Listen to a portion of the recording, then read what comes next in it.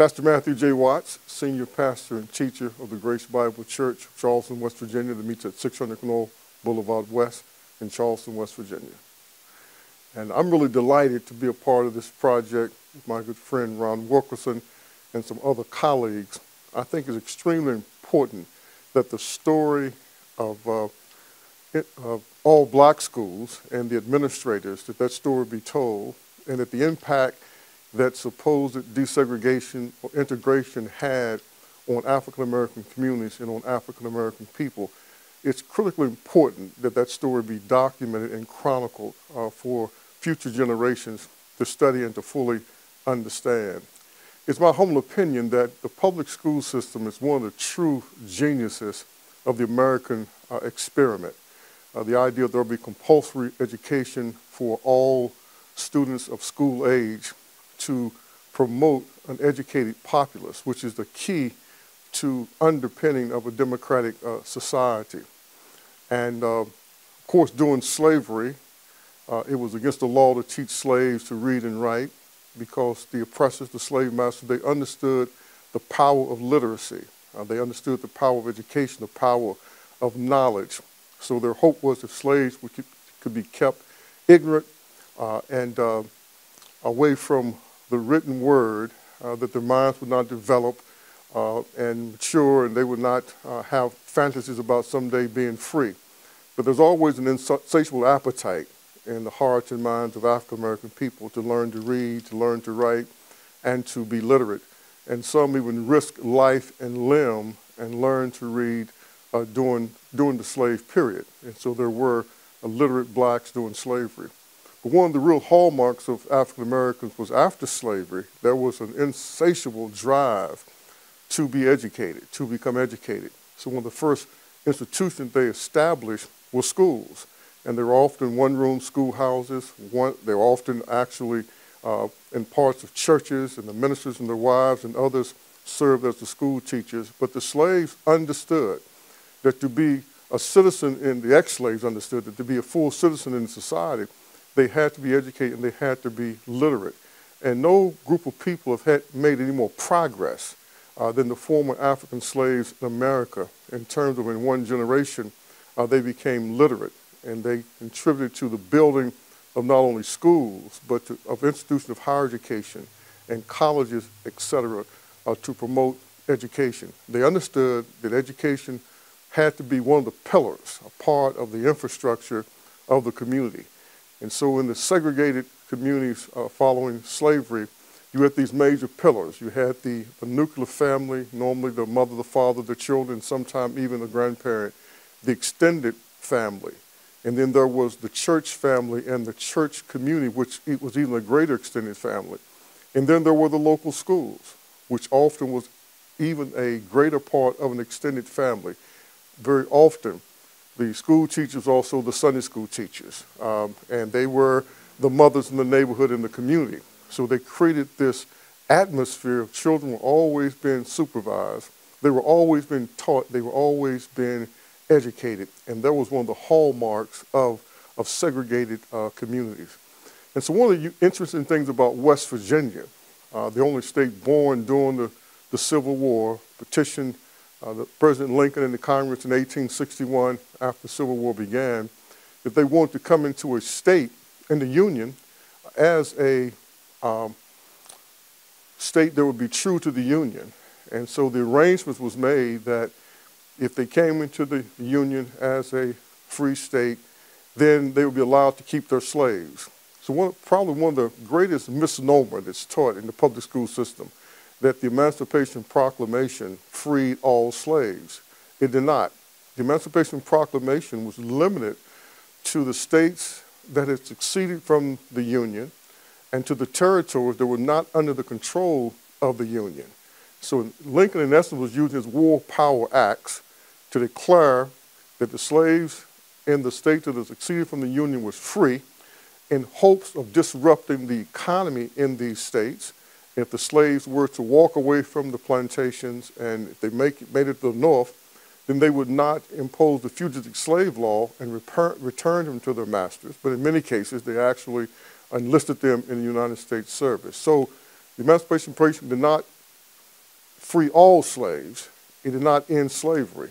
And one of the unique things about the Emancipation Proclamation, that West Virginia was one of those territories that was exempted. So West Virginia comes into the Union in 1863 on June the 20th as a state loyal to the Union, but a slaveholding state.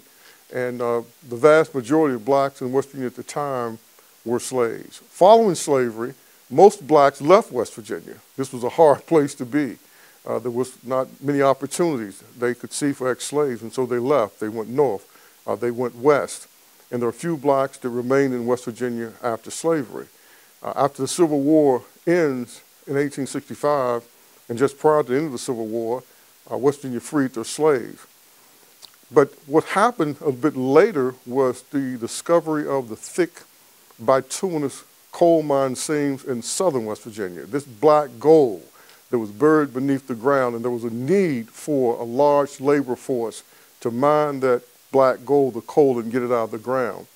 And so the coal mine barons, the operators, they headed to the south, and they gave their recruiters a satchel full of one-way train tickets to go down and recruit as many former slaves and African Americans as they possibly could, promised them a job, promised them a place to live, and also promised them of some things that West Virginia offered that the Deep South didn't. One of the things that West Virginia offered was it offered less harassment from the Ku Klux Klan, because there was a milder, gentler Ku Klux Klan in West Virginia versus the Deep South, though the Klan existed here. Secondly, West Virginia offered compulsory education for all children, even African American children, on a segregated basis, but education nevertheless. In West Virginia, after the 15th Amendment was passed, they promised that the franchise, the right to vote, would be extended. And West Virginia didn't have the voter suppression, the poll taxes, the literacy taxes the Deep South had. So education was one of the real enticements that their children would get an opportunity to be educated, that motivated many of these former slaves and these African-American men to come to the southern West Virginia coal fields, to cast their lot there and to begin a life there.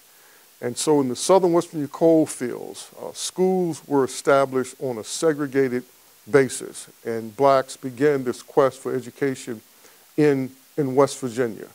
And when you look at the southern West Virginia coal fields, it's kind of incredible that the southern West Virginia coal fields not only contributed to the economic development of the state and the nation, fueling the Industrial Revolution, the steel mills and the factories and the steamships and the locomotives. And once the railroad was built through West Virginia, they could get the coal and they could transport it out of southern West Virginia. But southern West Virginia became the epicenter for black life. All these black coal miners, they took wives, they married, they established families there. There were schools there, they built churches there.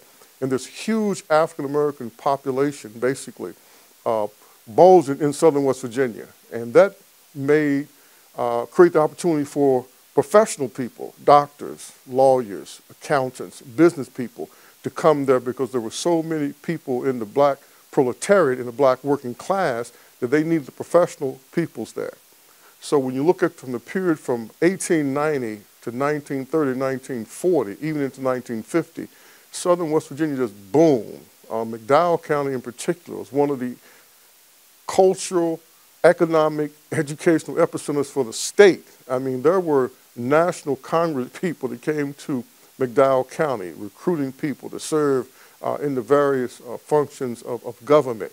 The workforce, the economy was created just tremendous opportunity, and high achieving people come out of McDowell County, Mingo County, Logan County, the southern West Virginia coal fields, as their parents had this tremendous commitment to education, the ministers, the teachers, everybody.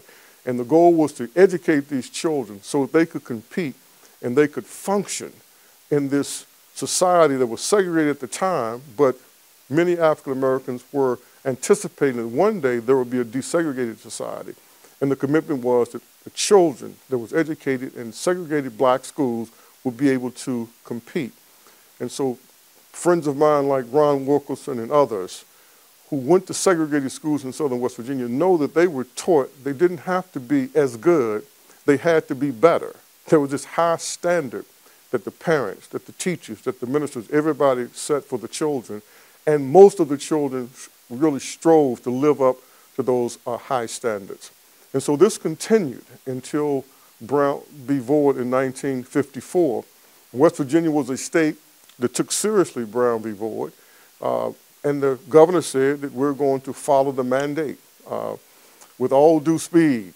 We're going to try to desegregate the schools. And so desegregation began. Kanawha County really was kind of a model in terms of how they moved quickly to desegregate or to integrate, depending on how you look at it. And some other parts of the state moved fairly quickly.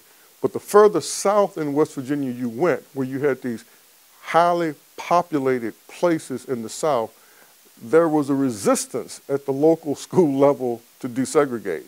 So when I started school in 1962, most children in the southern West Virginia coal fields in Raleigh County, in Fayette County, in McDowell County, in Logan County, Mingo County, they still went to segregated schools. I started segregated school, W. Du Bois, in Mount Hope, West Virginia in 1962. In 57 or so, they had desegregated at the high school level, closing Du Bois High School, which was a beautiful new building that had been built. And they closed the school, Du Bois. They moved all the students into this beautiful new building. They renamed the building because there was an unwritten rule that says that white children were not to go to school in a building that had a black person's name on it. They renamed the school Mount Hope High School. They put trophy cases to cover up all of the plaques, anything that was a memorabilia in honoring W. Du Bois, almost erased his name from the whole facility. As a matter of fact, most of us did not know that that school was built as W. Du Bois High School. And the people were so broken over it, they mourned it so much that there was silence in the community. I did not find out that the school that we knew as Mount Hope High School had been built as Du Bois High School. I didn't find that out until the summer of 1970, I believe. And I was working on the Job Training Partnership Summer Youth Program. And they decided to move the schools, right? The school that was Du Bois High School, they made Mount Hope High School, move it back uptown and move the middle school, so everything had to be moved.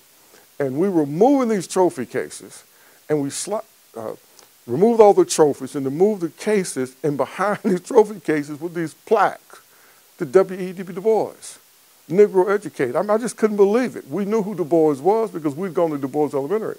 And I went home and told my mom, what is this all about?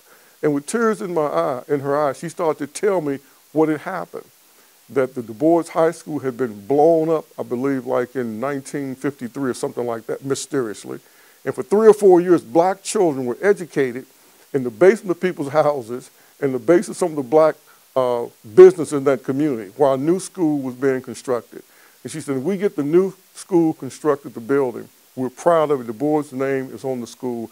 And I think they went there maybe 1 or 2 years before desegregation hit.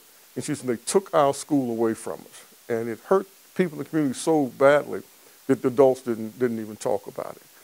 So to kind of summarize this particular presentation here is that what I witnessed as a young boy in 1962, I witnessed these two worlds, right? I witnessed what it was like going to a school with only black students and with all black teachers, and the high expectation they had for us, the way we were drilled, the way we were prepared, and having to do book reports and having to stand before the class and develop our oratorial skills.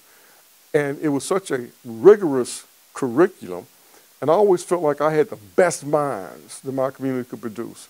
I only had 2 teachers in elementary school. I had one in first and part of the second, really kind of partly 3, and then one in part of the third.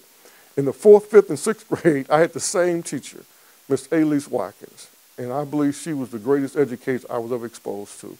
She made learning an exciting adventure. I couldn't wait to go to school because she always had something interesting, something that would really stimulate us mentally, intellectually.